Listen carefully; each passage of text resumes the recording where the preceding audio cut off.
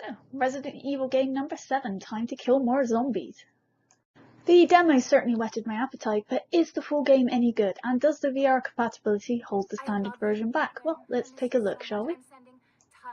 First, in this game, you play a completely new protagonist, Ethan, against all new enemies, the Baker family and the Molded. It's not made immediately apparent how the game ties in with previous Resident Evil lore and titles, but all is explained by the end.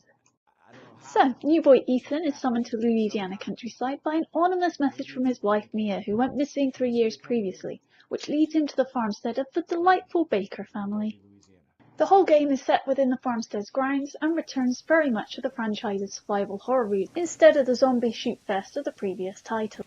Not that I'm a leading member of the Save the Zombies Foundation or anything, but the limited ammo of earlier games did add to the tension and force you to view combat in a more tactical manner, with just shooting everything that moves.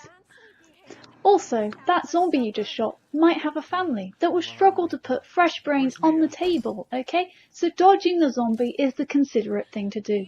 Think of the family. Anyway, let's get back on subject. So, the game is good. Now, TV or VR? That's the real question.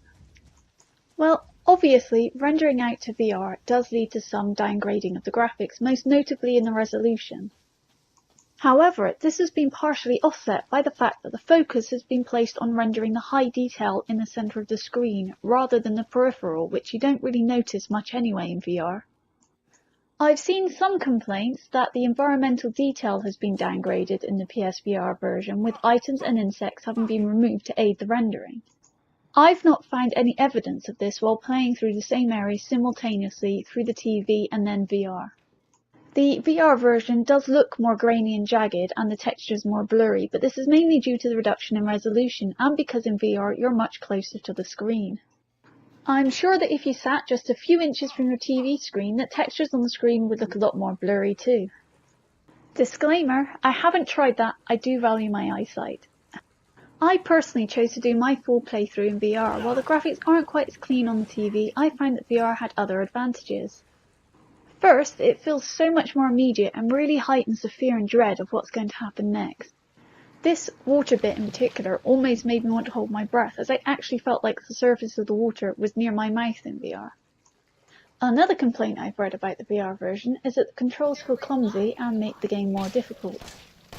I personally didn't find this the case. I found particularly combat to be much easier, as aiming is as simple as looking the enemy in the eye in VR mode, which even aim assist for the normal mode couldn't match, but there are some issues with the UI.